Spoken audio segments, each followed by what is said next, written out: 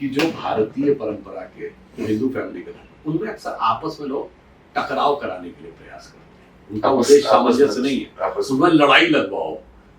और मैं ये भी बात कहूंगा, जो जिस धर्म को मानने वाला हो, आज दुर्भाग्य क्या हो गया है, कोई व्यक्ति अपने धर्म ग्रंथ को नहीं पढ़ता और बिना पढ़े लड़ाई लड़ने को आ जाता है। बिना पढ़े लड़े। मैं तो कहता हूं जो सिख हैं, जैन हैं, बौद्ध, सब अपने धर्म ग्रंथों को पढ़िए।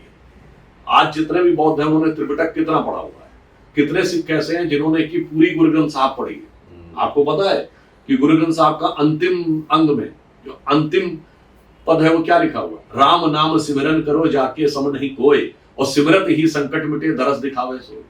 अब कोई कहे कि नहीं हमारे राम अलग हैं, तो उनसे कहो भाई गुरु ग्रंथ साहब के अंग 1082 में क्या लिखा है, इसी केश गोवर्धन धारी माधव मदन मुरारी। अब इसमें भी कोई स्कोप है किंतु परंतु कहने का ये भगवान कृष्ण के लिए लिखा गया, तो यही चक्कर हो गया, लोग पढ़ते नहीं। मेरा ये उद्देश्य और मेरा कहना, जो भारत में पैदा हुआ और उसने अपने धर्म ग्रंथ को नहीं पढ़ा और जिंदगी ऐसे गुजार दी, तो जानते हैं उसकी स्थिति क्या है।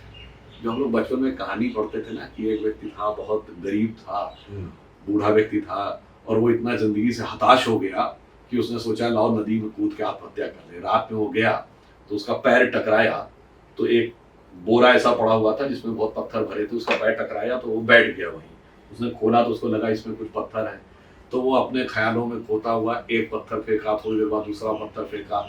जब वो आखिरी पत्थर फेंकने जा रहा था तब तक सूरज उगाया, तो उसने देखा वो पत्थर नहीं गिरा था, तो सारे हीरे उसने फेंक दिए।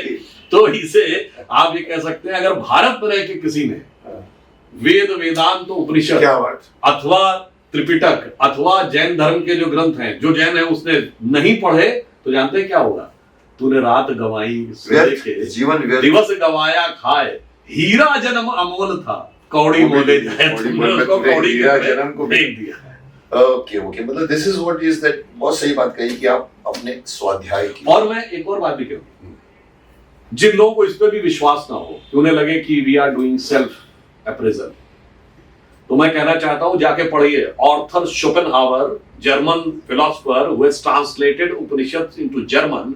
उसके जो नेट पे अवेलेबल है, जाके पढ़ लीजिए। उसने क्या लिखा है, विश्व का सबसे विकसित मस्तिष्क देखना है तो भारत के आकाश के नीचे आना होगा। And Upanishadic philosophy is the product of highest human wisdom. उसने जो भारत के बारे में लिखा, खुद पढ़ लीजिए तो आंखें खुल जाएंगी। एनी बेसेंट ने क्या कहा भारत के बारे में, वो पढ़ लीजिए तो आंखें खुल जाएंगी।